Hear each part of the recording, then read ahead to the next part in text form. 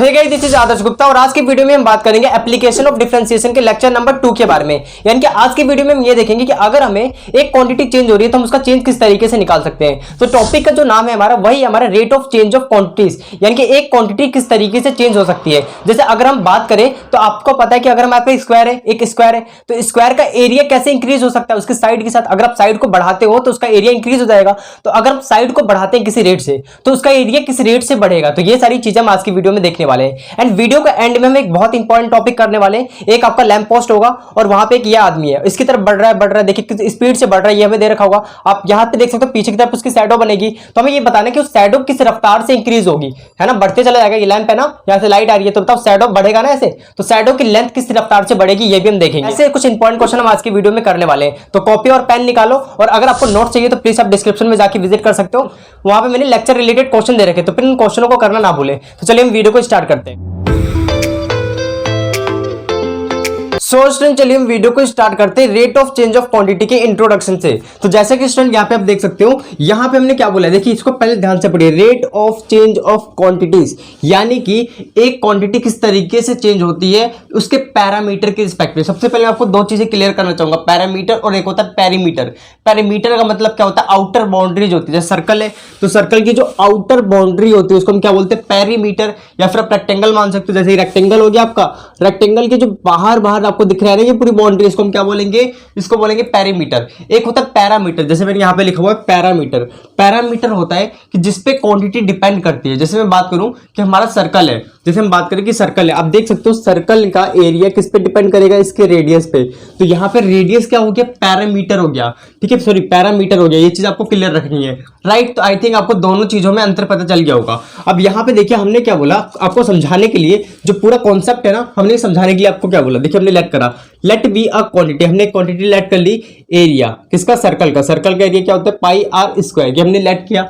हमने क्या बोला कि rate of change of area, यानी कि अगर हमें ये निकालना है कि एरिया में कैसे चेंज हो रहा है विद रिस्पेक्ट टू रेडियस। यानी कि आपको ये पता है ना कि अगर हम जैसे जैसे रेडियस को बड़ा करेंगे तो एरिया भी बढ़ता चला जाएगा, और रेडियस को कम करेंगे तो एरिया कम होता हुआ चला जाएगा।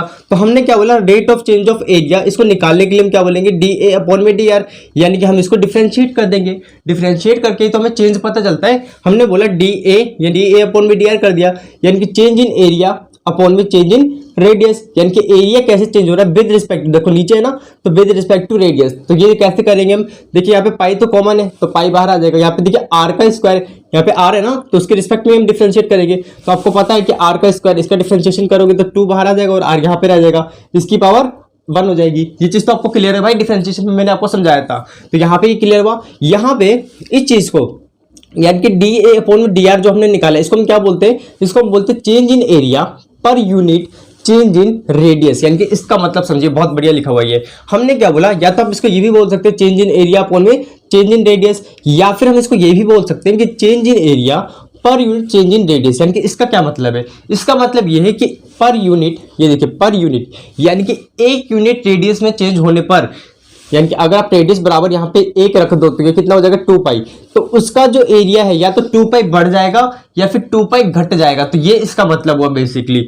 ये चीज आपको समझ में आई, change in area per unit change in radius, यानी कि एक यूनिट चेंज होने पर, यानी कि आर अगर यहाँ पे 1 हो गया तो या तो एरिया 2 पाई ज्यादा हो जाएगा या फिर 2 पाई कम हो जाएगा। तो ये चीज आपको क्लियर हो गई। फिर यहाँ पे देखिए हमने क्या लिखा, नोट करके आप लिख सकते हैं कि एनी क्वांटिटी, ठीक है, any quantity which is change with respect to parameter, यानी कि कोई भी क्वांटिटी है तो हमेशा पैरामीटर के रिस्पेक्ट में चेंज होगी। पैरामीटर आपको समझ में आया ना, पैरामीटर हमने लिखा हुआ है, तो हम क्या लिखेंगे, डी क्यू अपॉन में डी पी। जैसे यहाँ पे एरिया था और उसका पैरामीटर रेडियस था तो हमने ये लिखा था। यहाँ पे देखिए हमने लिखा डी क्यू अपॉन में डी पी।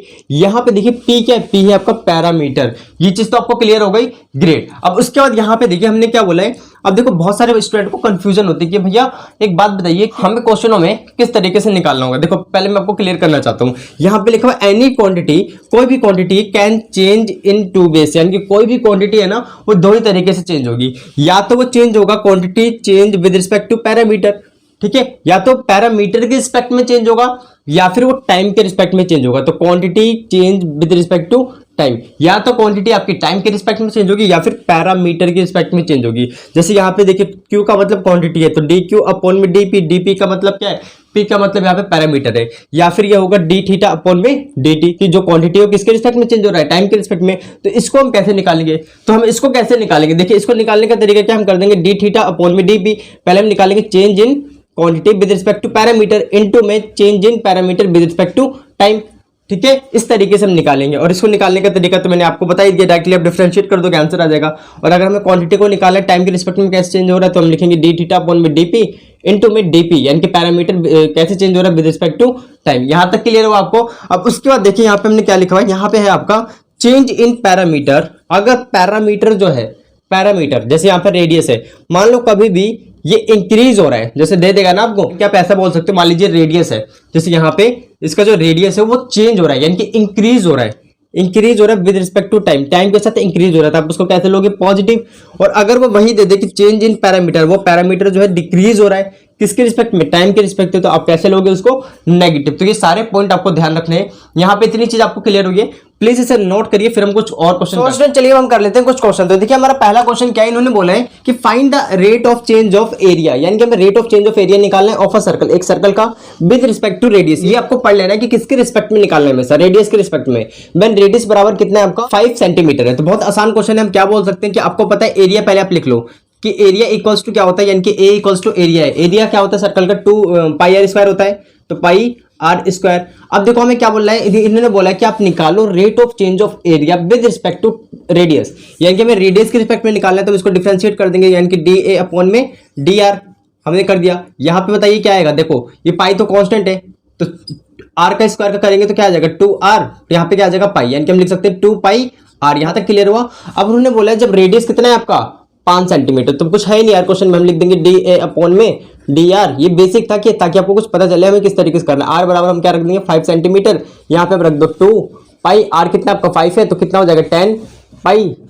ठीक है, ये हो गया आपका 10 पाई। और यहाँ पे एरिया देखो, यहाँ पे यूनिट सही से लिखना, एरिया किसमें होता है आपका सेंटीमीटर स्क्वायर, और रेडियस किसमें होता है, रेडियस को किसमें मेजर करते हैं, सेंटीमीटर में ना, तो नीचे क्या लिख देंगे सेंटीमीटर। ये चीज क्लियर हो गई आपको, यहां तक क्लियर हुआ कैसे किया हमने, प्लीज इसे नोट करो। सो स्टूडेंट अब देखिए हमारा सेकंड क्वेश्चन, हमारा सेकंड क्वेश्चन क्या है, इन्होंने देखा radius of a circle increase, यानी कि जो रेडियस है हमारा सर्कल का वो इंक्रीज हो रहा है टाइम के साथ। देखो यहाँ पे सेकंड है ना, तो इसका मतलब टाइम के साथ इंक्रीज हो रहा है।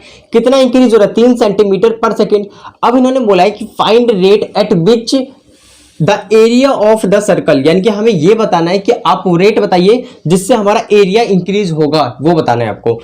यहां पे बोला है कि व्हेन आर इक्वल्स टू कितना 10 सेंटीमीटर पे। तो बहुत आसान क्वेश्चन है। अब देखो हम सॉल्यूशन में क्या लिखेंगे, सबसे पहले देखिए कि radius of a circle increase, यानी कि रेडियस जो है सर्कल का वो इंक्रीज हो रहा है किसके साथ, टाइम के साथ, क्योंकि सेकंड दे रखा है। तो हम क्या बोल सकते हैं डी आर अपॉन में डी टी, यानी कि change in radius with respect to time. कितना दे रखा है 3 सेंटीमीटर पर सेकेंड, राइट। अब उन्होंने बोला है कि आप ये निकाल के बताओ कि इसका जो एरिया है वो टाइम के रिस्पेक्ट में कैसे चेंज होगा। एक बात सुनो पहले आप मेरे ध्यान से, हमने क्या बोला, अगर आपका पैरामीटर कभी भी ऐसे दे रखा है, पैरामीटर अगर दे रखा है कि टाइम के साथ कैसे चेंज हो रहा है, तो आप ये जो निकालोगे क्या निकालोगे, एरिया, एरिया को भी निकालोगे किसके रिस्पेक्ट में, टाइम के रिस्पेक्ट में। ये चीज आपको ध्यान रखनी है। यहाँ पे हमने क्या बोला, दोबारा सुनिए, यहाँ पे दे रखा टाइम के रिस्पेक्ट में पैरामीटर चेंज हो रहा है, रेडियस तो पैरामीटर ही होता है ना, तो डी आर अपॉन में d t equals to 3 centimetre per second. यहाँ पे अब आपको निकालना है कि एरिया कैसे चेंज होगा। तो आप क्या निकालोगे, आप दो चीज निकाल सकते थे, डी अपॉन में डी आर। हमने ये नहीं निकाला, क्यों नहीं निकाला, क्यों नहीं निकाला है ये, इसलिए नहीं निकाला क्योंकि हमें जो पैरामीटर है वो टाइम के साथ चेंज हो रहा है। जब पैरामीटर टाइम के साथ चेंज हो रहा है तो इसका जो क्वांटिटी होगी, यानी कि एरिया जो होगा वो भी टाइम के रिस्पेक्ट में चेंज होगा। तो हम इसको निकालेंगे। इसको निकालने का क्या तरीका बताया था, मैंने आपको बताया था कि अगर कोई भी क्वांटिटी होती है टाइम के रिस्पेक्ट में अगर चेंज करानी है आपको, यहाँ पे हम सबसे पहले क्या निकालेंगे, डी ए, ठीक है, अपॉन डी आर निकालेंगे। फिर हम रेडियस का चेंज किस तरीके से हो रहा है टाइम के रिस्पेक्ट में वो निकालेंगे। तो यहां तक क्लियर था, मैंने आपको बताया था अगर कोई भी किसी भी क्वांटिटी का चेंज निकालना है टाइम के रिस्पेक्ट में, तो आप क्या लिखोगे, डी ए और यहाँ पे डी आर इंटू में डी आर अपॉन में डी टी। ये चीज क्लियर हो गई आपको। यहाँ पे देखिए डी ए अपॉन में डी आर, यानी कि हमारे पे देखो एरिया क्या होता है, एरिया होता है पाई आर स्क्वायर। अगर हम इसको डिफरेंशिएट करें तो डी ए अपॉन में डी आर आ जाएगा, इसका कितना आ जाएगा 2 पाई आर। तो यहाँ पे कितना आ गया 2 पाई आर। अब देखो ये डी आर अपॉन में डी टी, यहाँ पे पहली बात देखो ये इंक्रीज था ना, तो इसको हमने पॉजिटिव साइन के साथ लिखा है, कितना 3 है, तो यहाँ पे क्या लिख देंगे 3। ये कितना हो जाएगा बताइए 6, तो 6 पाई आर। और यहाँ पे देखिए डी ए अपॉन में डी टी है। यहाँ पे देखिए आपका आर बराबर कितना बोला है 10 बोला है, तो आर इक्वल कितना लिख देंगे 10 सेंटीमीटर। इसके अंदर पुट कर दो, तो आर की जगह कितना आ गया 10, आर की जगह 10 हो जाएगा, और ये कितना हो जाएगा 60 पाई हो गया। अब आपको ये लिख लेना है किस तरीके से आएगा। देखिए एरिया क्या होता है, एरिया होता है सेंटीमीटर स्क्वायर, और नीचे क्या आ जाएगा सेकंड। ये पक्का, ये जरूर लिखिएगा वरना ये क्वेश्चन गलत आना जाएगा, ठीक है। यूनिट नहीं लिखोगे नंबर काटेंगे, तो आप ध्यान रखना। पहले एरिया क्या होता है, एरिया को हम लिखते हैं सेंटीमीटर स्क्वायर में, नीचे क्या आ जाएगा अपॉन, ये नीचे टाइम है ना, तो अपॉन सेकंड। यहां तक क्लियर हुआ, प्लीज इसे नोट करिए, फिर हम नेक्स्ट क्वेश्चन करते हैं, प्लीज नोट। सो स्टूडेंट चलिए हम देख लेते हैं अपना क्वेश्चन नंबर 3। तो देखिए क्वेश्चन नंबर 3 क्या इन्होंने बोला है, द लेंथ ऑफ एक्स, देखिए the length x of a rectangle, यानी कि एक रेक्टेंगल की जो लेंथ है वो एक्स है, वो डिक्रीज हो रही है एट द रेट ऑफ, कितने की रेट से डिक्रीज हो रही है 3 सेंटीमीटर पर मिनट के हिसाब से। यहाँ पे बोला ब्रिथ जो है ना वाई, वो इंक्रीज हो रहा है, कितने की रेट से इंक्रीज हो रहा है 2 सेंटीमीटर पर मिनट के हिसाब से। अब यहाँ पे देखिए इन्होंने बोला व्हेन x इक्वल्स टू 10, यानी कि आपका लेंथ बराबर 10 है और ब्रिथ बराबर कितना है 6 है, तो find the rate of change of parameter, यानी कि आप ये बताइए कि पैरामीटर किस रेट से चेंज हो रहा है और एरिया किस रेट से चेंज हो रहा है, ये निकाल के बताना है। देखो सबसे पहले आप ध्यान रहो, यहाँ पे मिनट लिखा हुआ है ना, तो इसका मतलब क्या है कि डिक्रीज हो रहा है। कौन डिक्रीज हो रहा है, लेंथ डिक्रीज हो रही है, तो हम बोल सकते हैं कि ये जो लेंथ है, लेंथ क्या आपके x है ना, तो डी एक्स अपॉन में डी टी हमें दे रखा है, यानी कि change in length with respect to time हमें दे रखा है। कितना दे रखा है यहाँ पे नोट कीजिए, डिक्रीज हो रहा है, तो माइनस साइन लिखेंगे पहले, तो आप बताया था मैंने अभी। यहाँ पे कितने की रेट से डिक्रीज हो रहा है 3, तो यहाँ पे आ जाएगा 3 सेंटीमीटर पर मिनट के हिसाब से। यहां तक क्लियर हुआ। फिर उसके बाद आप क्या बोल सकते हो कि यहाँ पे हमें इंक्रीज दे रखा है, कौन इंक्रीज हो रहा है ब्रिथ, तो ब्रिथ क्या दे रखा है आपका वाई, तो डी वाई अपॉन में डी टी, ठीक है। ये कैसे इंक्रीज हो रहा है बताइए, यहाँ पे इंक्रीज हो रहा है कितने की रेट से 2 सेंटीमीटर पर मिनट के हिसाब से, तो 2 सेंटीमीटर पर मिनट के हिसाब से ये हो रहा है आपका इंक्रीज, तो यहाँ पे पॉजिटिव साइन आएगा। यहां तक क्लियर हुआ कैसे उतारा हमने। अब देखिए इन्होंने बोला कि अगर इफ एक्स बराबर कितना है आपका 10 सेंटीमीटर एंड इन्होंने बोला है वाई बराबर कितना है आपका 6 सेंटीमीटर, तब निकाल के दिखाइए find the rate of change of parameter, यानी कि इसका पैरामीटर जो है किस तरीके से चेंज होगा, ठीक है। इसका पैरामीटर जो है वो किस तरीके से चेंज होगा। अब देखो मैं आपको लिख के बताता हूँ, यहाँ पे फर्स्ट क्वेश्चन में लिखा पैरामीटर, पैरामीटर क्या होता है रेक्टेंगल का 2l + b, यही होता है आपका। अब देखो यहाँ पे बहुत सारे स्टूडेंट मिस्टेक करेंगे। अब देखो यहाँ पे l की जगह क्या x है और b की जगह क्या y है, तो मैं लिख लेता हूँ, यहाँ पे x आ जाएगा और यहाँ पे y आ जाएगा। अब आपको एक गलती नहीं करनी, सुनिए ध्यान से। अब आप इसको क्या कर सकते हो, पैरामीटर जो है वो तो लेंथ के साथ भी चेंज होगा और ब्रेथ के साथ भी चेंज होगा, दोनों के साथ चेंज होगा ना। हम किसके साथ चेंज निकाले, कोई स्टूडेंट ये निकाल देगा, क्या निकाल देगा, देखिए dp अपॉन में dx, यानी कि change in parameter with respect to x, x का मतलब क्या लेंथ, या फिर आप ये भी निकाल सकते हो dp अपॉन में dy, यानी कि ब्रेथ के साथ। लेकिन ये दोनों आपको नहीं निकालने, क्यों नहीं निकालने, क्योंकि इनका चेंज किसके साथ दे रखा है, देखो लेंथ का चेंज टाइम के साथ, और यहाँ पे ब्रेथ का चेंज किसके साथ दे रखा है, टाइम के साथ। इसलिए आपको ये सारी चीजें नहीं निकालनी है। हमें क्या निकालना होगा, ध्यान दीजिए, मैंने बताया था आपको dp अपॉन में dt, यानी कि पैरामीटर टाइम के साथ कैसे चेंज हो रहा है ये निकालना है। अब आपको क्वेश्चन पढ़ के तो आपको पता चल जाएगा हमें क्या निकालना है। यहाँ पे क्लियर हुआ, अगर आपके पैरामीटर टाइम के रिस्पेक्ट में चेंज हो रहे हैं तो जो क्वांटिटी का चेंज निकालोगे आप वो भी टाइम के रिस्पेक्ट में ही निकालोगे। ये बहुत इंपॉर्टेंट पॉइंट है। क्लियर हुआ। यहाँ पे क्योंकि लिखा नहीं है कि आपको चेंज जो निकालना है वो किसके रिस्पेक्ट में निकालना है, आपको खुद ही सोच के निकालना पड़ेगा। मैंने तरीका बता दिया आपको। तो इसको डिफरेंशिएट करते हैं किसके रिस्पेक्ट में, टाइम के रिस्पेक्ट में। तो यहाँ पे क्या आ जाएगा dp, ठीक है, अपॉन में dt इज इक्वल्स टू 2, और यहाँ पे देखिए यहाँ पे x है ना, इसको अगर आप करोगे तो क्या आ जाएगा dx अपॉन में dt टाइम के रिस्पेक्ट में, प्लस में यहाँ पे dy अपॉन में dt। इतनी चीज क्लियर हो गई। चलो आगे यहाँ पे क्या आएगा 2, ये देखिए पूरा है कितना माइनस में, तो 3 लिखा हमने, प्लस में ये कितना है आपका देखिए 2, तो मैं यहाँ पे 2 लिख दिया। ये कितना आएगा बताओ, इनको घटाओगे तो माइनस में आ जाएगा ना, तो हम यहाँ पे लिख सकते हैं dp अपॉन में dt, राइट। और यहाँ पे कितना आ गया बताइए, ये हो गया माइनस में 1, यहाँ पे 2 है तो माइनस में 2। यहाँ तक क्लियर है। देखो पैरामीटर है तो पैरामीटर को हम किस में लिखते हैं, देखिए ये सेंटीमीटर में है ना पूरा, हाँ देखिए ये सेंटीमीटर में, तो हम इसको लिखेंगे पैरामीटर को सेंटीमीटर में लिखते हैं, और टाइम को हम किस में लिखेंगे, मिनट में, क्योंकि मिनट में ही दे रखा है। यहां से हमने मैच करके लिखा, तो इतनी चीज क्लियर हो गई कैसे करा। सेम इस तरीके से अगला क्वेश्चन ये है कि हमारा एरिया कैसे चेंज होगा। तो एरिया कम निकालते हैं। एरिया क्या होता है, एल इंटू बी होता है। आप क्या कर दोगे, डी ए अपॉन में डी टी इक्वल्स, देखो ये यू है और ये बी है, प्रोडक्ट रूल लगाओगे तो पहले तो आपका इसका डिफरेंशिएशन यानी कि डी एल अपॉन में डी टी, बी ऐसे कैसी होगा, फिर हम यहाँ पे क्या लिखेंगे प्लस, ठीक है, फिर हम डी एल को ऐसे लिखेंगे, फिर लिख देंगे डी बी अपॉन में डी टी, ठीक है। फिर आप चेंज रख दोगे यहाँ पे, देखिए ये हमें चेंज दे रखा है ना, देखो इसकी जगह ये पूरा किसके बराबर था, एक्स के और वाई के, है ना, देखो ना लेंथ एक्स थी और ये वाई था, तो यहाँ पे क्या आ जाएगा आपका एक्स और यहाँ पे क्या आ जाएगा आपका वाई, और ब्रीथ की जगह यहाँ पे क्या होगा y और यहाँ पे क्या होगा x। बस खत्म क्वेश्चन, कुछ नहीं है इन क्वेश्चनों में। यहाँ पे ये आपको दे रखा, उठा के यहाँ पुट करिए तो कितना आ जाएगा माइनस में 3 इंटू वाई की वैल्यू कितनी है बताओ, y की वैल्यू 6 है तो 6 लग दिया हमने, प्लस में x कितना है, देखिए x कितना है 10 है तो हमने 10 रखा। फिर डी वाई अपॉन में डी टी, देखो यहाँ पे दे रखा है डी वाई अपॉन में डी टी कितना है 2 है तो 2 रख दोगे। यहाँ पे कितना आ जाएगा माइनस में 60 नहीं 18, यहाँ पे 18 आ गया प्लस में 20, यहाँ पे क्या आ गया आ जाएगा 2, ठीक है 2 लिखा हमने 2 सेंटीमीटर स्क्वायर पर मिनट। यहाँ पे क्लियर है एरिया है तो हमने सेंटीमीटर स्क्वायर पर मिनट लिखा है तो यहाँ पे डी टी अपॉन में डी ए अपॉन में डी टी निकल गया। तो फाइनली हमारा आंसर आ चुका है। प्लीज इसे नोट करें, 2 और क्वेश्चन करते हैं, प्लीज नोट। सो स्टूडेंट अब हम करते हैं क्वेश्चन नंबर 4। तो देखिए क्वेश्चन नंबर 4 क्या है, इन्होंने बोला है कि पार्टिकल, एक पार्टिकल जो है मूव कर रहा है, किस पे मूव कर रहा है, इस कर्व पे। इन्होंने बोला फाइंड द पॉइंट, इन्होंने बोला उस कर्व पे आप एक ऐसा पॉइंट फाइंड करो यानी कि निकालो जिसमें y कोऑर्डिनेट है ना उसका वो चेंज हो रहा हो 8 गुना किसका, x कोऑर्डिनेट का। देखो मैं समझाने की कोशिश करता हूं आपको। मान लीजिए ये हमारे पे एक्सिस हो इस तरीके से, x एक्सिस और ये y एक्सिस, और यहाँ पे ये हमारा कर्व है इस तरीके से, ऐसा कुछ कर्व है। अब देखिए इस कर्व पे ये पॉइंट जो है मेरा मतलब पार्टिकल मूव कर रहा है ऐसे ऐसे ऐसे इस कर्व के रास्ते मूव कर रहा है। इन्होंने बोला आप एक ऐसा पॉइंट पता करो, मान लीजिए ये पॉइंट हो गया हमारा, कोई भी हो सकता है, मैं रैंडमली ले रहा हूं। मान लीजिए हमारा ये पॉइंट है, यहाँ पे x कोऑर्डिनेट होगा और y कोऑर्डिनेट होगा। इन्होंने बोला कि आप एक ऐसा पॉइंट सिलेक्ट करो जिसमें x जो हो, ठीक है, जिसमें जो y कोऑर्डिनेट है वो चेंज हो रहा है। y कोऑर्डिनेट जो है dy अपॉन में dt टाइम के रिस्पेक्ट में तो चेंज होगा, यानी कि जो आपका y कोऑर्डिनेट है वो चेंज हो रहा है टाइम के रिस्पेक्ट में।